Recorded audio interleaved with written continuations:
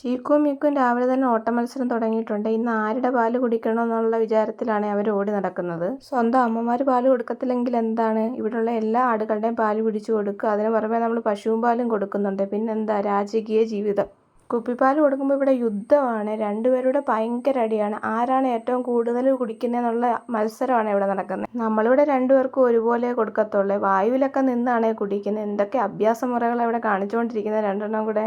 രണ്ടുപേരുടെ അടി ഉണ്ടായിട്ട് ഒരാളും മറ്റൊരാളും കുടിക്കുന്ന പാലങ്ങ് തട്ടിക്കളയുക. അങ്ങനെയാണ് അവർ ദേഷ്യം തീർക്കുന്നത്.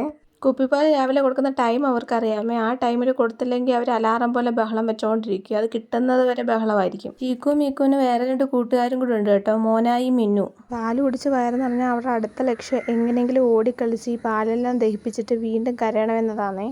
മോനായി മിന്നു ഒരേ അമ്മയുടെ മക്കളാണ്. അവർക്ക് കാലിന് ചെറുതായിട്ട് നീര് വന്ന് നടക്കാൻ ബുദ്ധിമുട്ടായിരുന്നു. ഹോസ്പിറ്റലൊക്കെ കാണിച്ച് അവരിപ്പോൾ സെറ്റായി അടിപൊളിയായി. ആടുകളും മനുഷ്യന്മാരെ പോലെ പല ടൈപ്പാണ്. മോനായിയുടെയും മിന്നുവിൻ്റെ അമ്മ മിന്നുവിന് പാല് കൊടുക്കത്തില്ല, മോനായിക്ക് മാത്രമേ കൊടുക്കത്തുള്ളൂ. ഭയങ്കര ഡിസ്ക്രിമിനേഷൻ ആണെന്ന് തോന്നുന്നു. മീക്കു എപ്പോഴും മുഖം ഇങ്ങനെ നമ്മുടെ കയ്യിൽ ഒട്ടിച്ച് വെച്ചുകൊണ്ട് അങ്ങിരിക്കും. എത്ര നേരം വേണമെങ്കിലും ഇങ്ങനെ അങ്ങിരുന്നുള്ളൂ. അവൾ വിചാരിക്കുന്നത് ഇങ്ങനെ ഇരിക്കുമ്പോൾ മറ്റവൻ പാല് കുടിക്കത്തില്ലെന്നാ. മിന്നുവിന് കുപ്പിപ്പാൽ കൊടുത്ത് അവൾ കുടിക്കത്തില്ലേ, അവൾക്ക് വേറെ ആടിൻ്റെ പാല് പിടിച്ചു കൊടുക്കും. പിന്നെ തള്ളയുടെ പാലും പിടിച്ചു കൊടുക്കും.